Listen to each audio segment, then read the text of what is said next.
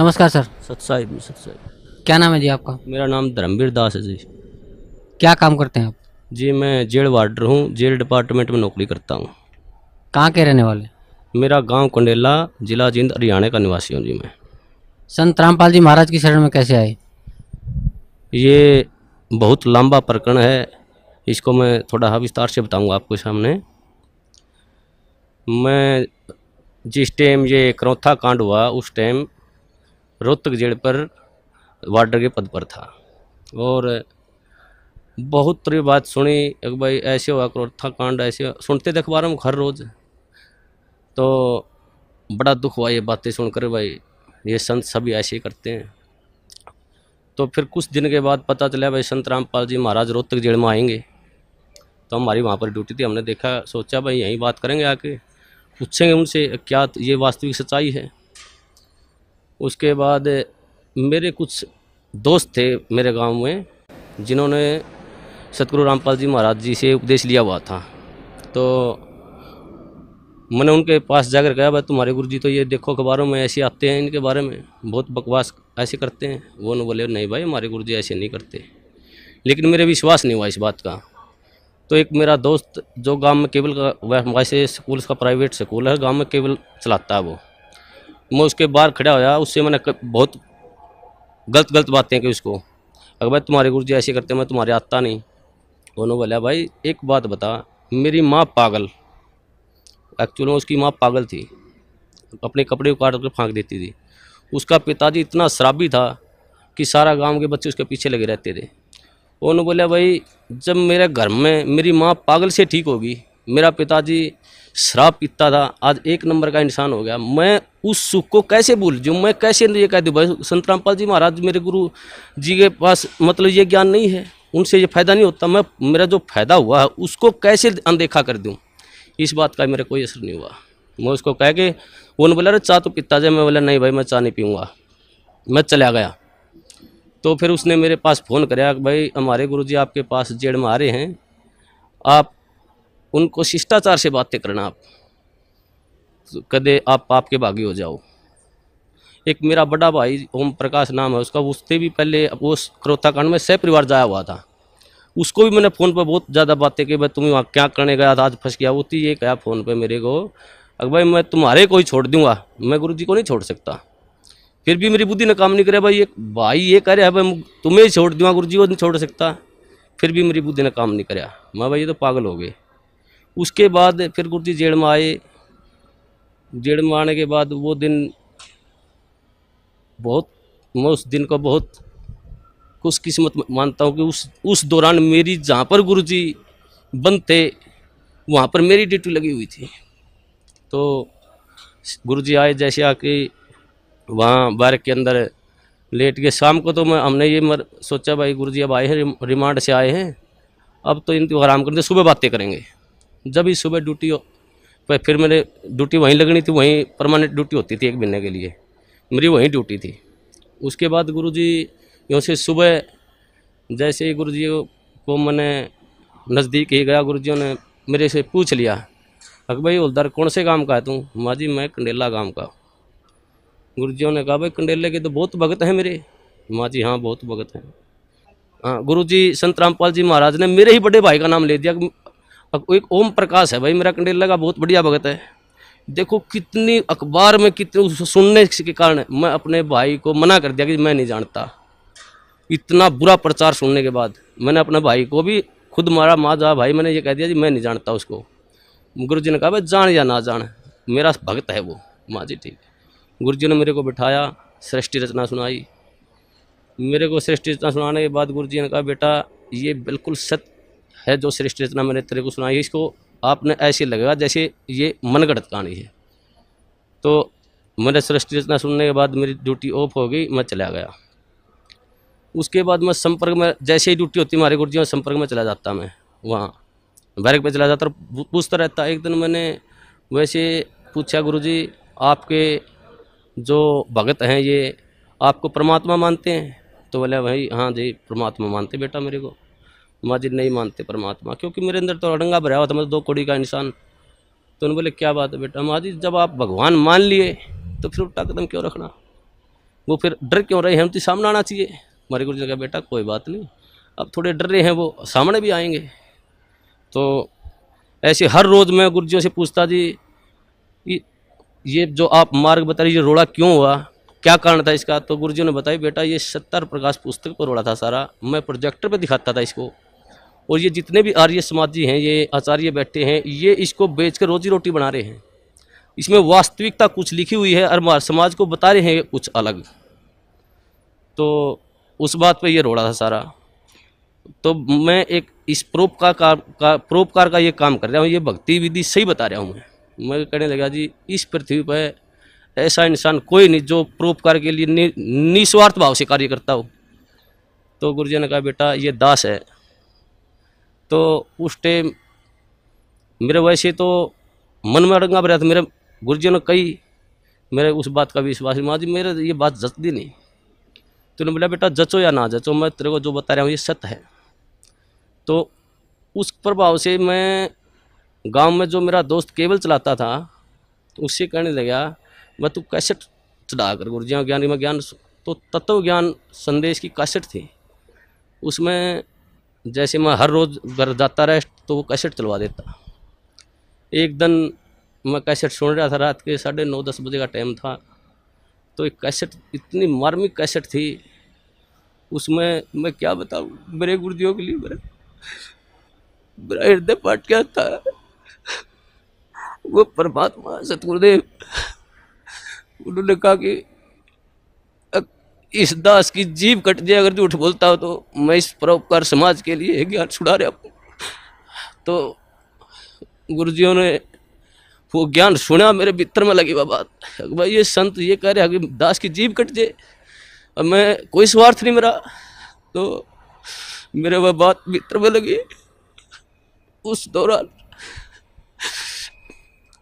दौरान फिर मैंने वो बात गुरुजियों से कही, माँ गुरुजी ऐसे ऐसे कैसेट सुनी आपकी, बहुत निर्मल ज्ञान है। फिर मेरा जो भीतर अड़ंगा भरा हुआ था वो बार बार फिर वो वापिस हटा देता था उस ज्ञान को। एक दिन रात को 2 बजे मेरी ड्यूटी थी, मैं गुरुजियों के पास गया तो गुरुजियों ने फिर बिठा के मेरे को कहा बेटा ऐसी भक्ति करनी चाहिए परमात्मा की। तो गुरुजियों ने जो सुनाया सारी भक्ति बताने के बाद कहा बेटा आज तेरे कुछ समझ में बात। मेरे मुंह से ऑटोमेटिक, वैसे मैं कहना भी नहीं चाह रहा था मेरे से, यार जी आप बिल्कुल सत्य है, आपका ज्ञान बिल्कुल सत्य है, मैं ही ऐसा पापी हूँ जो मेरे अंदर नहीं समा रहा ये ज्ञान। तो हमारे गुरुजी ने कहा बेटा अब समाएगा ये ज्ञान तेरे अंदर, अब समाएगा। उस दिन से मेरे अंदर वो ज्ञान बिल्कुल भीतर समाने, जो गुरुजी कहते सारा समाने लग गया। एक दिन जैसे ही गुरुजी ऐसे घूम रहे थे, मैं भी वहाँ पर बैठा, जब लोग मैंने उपदेश नहीं लिया था, मैं वैसे ज्ञान सुनता था मैं। तो एक भक्त ने एक जैसे मुलाजिम आया, वो मेरे साथ का साथी, उसने आते ही गुरुजियों से कहा, हंसते हुए कहा अगर जी आपको तो मिट्टी में मिला दिया। हमारे गुरुजी ने कहा हाँ बेटा मिट्टी में मिला दिया भाई। लेकिन ऐसा उदाहरण दिया हमारे गुरुजियों ने एकदम से सटीक, भाई जमींदार 40 किलो अन्न मिट्टी में मिलाता है, 70 मन उठा के ले जाता है वहाँ से। वैसे तो इस पृथ्वी पर संत आता वो जेड़ मारना नहीं चाहिए वैसे तो, लेकिन इस संत को, इस दास को याद कराया करेंगे कि उन दुष्ट आचार्यों ने अपनी रोजी रोटी के लिए ऐसे संत को जिसकी आंखों में बिठाकर पूजा करनी चाहिए उसको जेल में डलवा दिया। ऐसा मार्ग जो पृथ्वी पर संत रामपाल जी महाराज जी चला रहे थे, उस मार्ग को लगभग 2.5 वर्ष के लिए बंद करवा दिया। ऐसा मार्ग, हे परमात्मा, ऐसा गुरुजियों से वहाँ देखता, जो गुरुजियों पर आरोप लगाए गए, ऐसे आरोप, इंसान पागल होकर मर जाए, ये तो समर्थ परमात्मा है।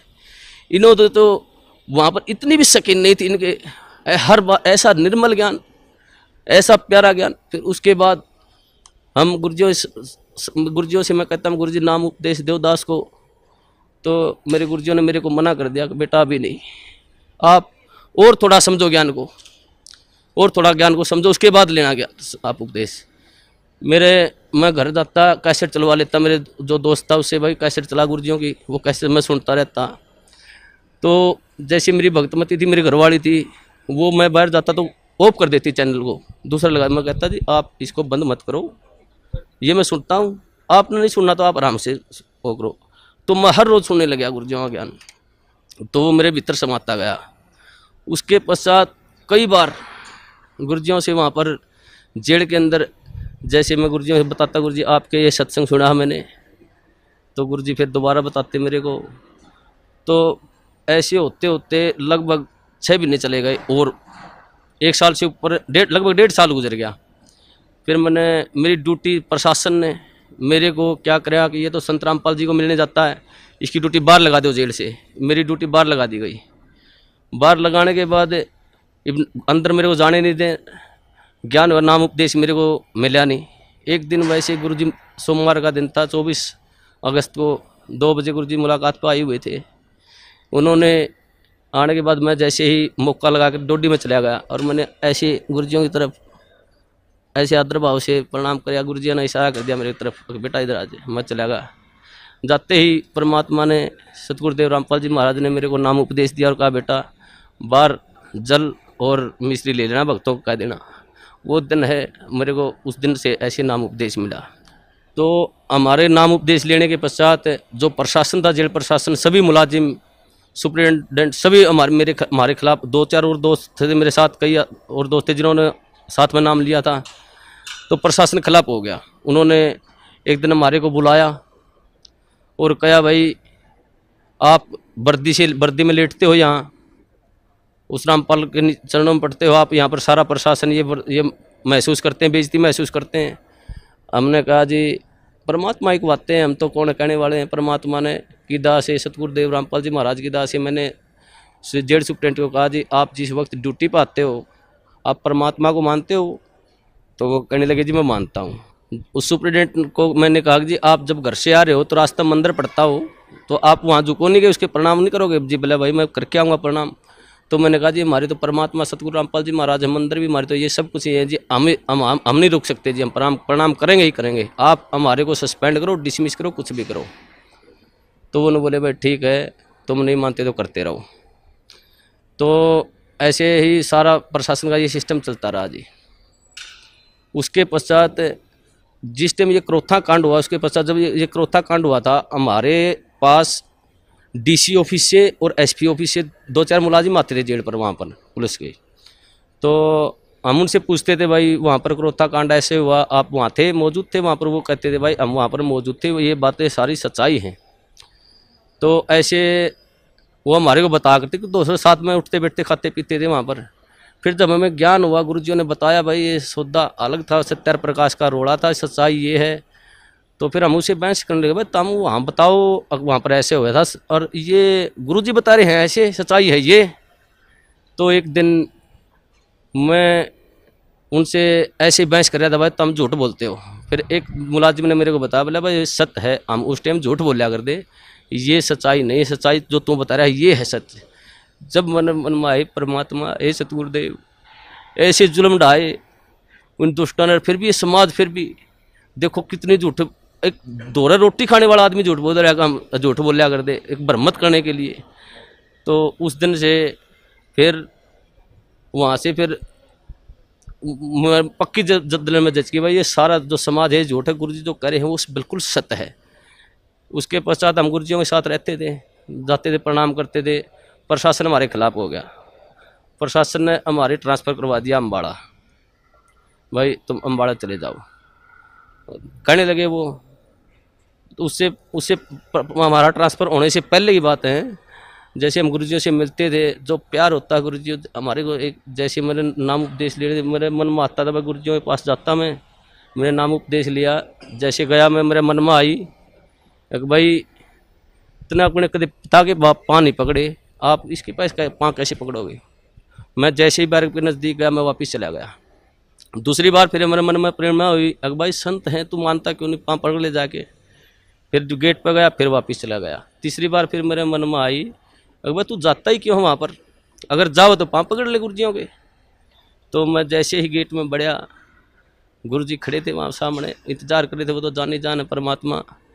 उन्होंने जैसे ही मैंने गुरुजियों चरण का हाथ लगाया, उन्होंने मेरे को छाती का लगा लिया ऐसे। वो अनुभव, जो सुख, जो गुरुजियों ने कहा बेटा अब मैं तो 2 साल और जेल में रह मेरे कोई सुख नहीं। मैं आया तेरे लिए था बेटा यहाँ पर, वो दिन आज भी याद आता। उस दिन तो मेरे ज्ञान नहीं था मुझे, परमात्मा ने ऐसी दया करी मुझ नीच पर, सारे परिवार पर। मेरे को, मेरी शादी को भी कई वर्ष हो गए थे, कोई औलाद नहीं थी मेरे। तो गुरुजियों ने, मैंने प्रार्थना की गुरुजी ऐसे ऐसे हमारे संतान ने, गुरुजियों ने कहा बेटा तुम दोनों नाम ले लो जब तुम्हारे संतान होगी, और तुम्हारे भाग्य में संतान नहीं है, परमात्मा खुद अपने कोटे से संतान देंगे तेरे को। तो उस दिन फिर भगतमती, मेरी भगतमती को भी मैंने कहा भाई ये परमात्मा आए हुए हैं, पूर्ण संत हैं, ये ज्ञान सुनो आप। तो वो सीडी सुनने लगी, उनको भी ज्ञान हो गया। फिर उसके पश्चात उसने भी फिर जेल में बने गुरुजियों से प्रार्थना करी, गुरुजी भगतमती भी नाम लेना चाहती है, बोला बेटा बाहर सीडी पे दवा देना, मेरा आदेश है। उसने भी फिर नाम उपदेश दे दिया गुरुजियों ने, गुरुजियों आदेश से बाहर। तो 1 साल के अंदर फिर हमारे परमात्मा ने अपनी कृपा से एक संतान, एक लड़का भी दिया। उस परमात्मा के क्या सुख गुना, इतने सुख दिए हैं मेरे को, इस परमात्मा की इतनी दया है। और सबसे बड़ा काम मुझे मतलब 2 कौड़ी का इंसान हूँ, मुझे भक्ति का क्या पता है। गुरुजी ने जो प्यार होता है, जो प्यार, वास्तविक प्यार गुरुजी ने दिया मेरे को, मुझे तो पता ही भी नहीं था प्यार क्या होता है। ये परमात्मा, ये जाने, ये वो परमात्मा है, ये सारी सृष्टि के पालन करता है। ये पूर्ण संत कबीर परमेश्वर हैं, ये तो एक लीला करने हैं यहाँ पर।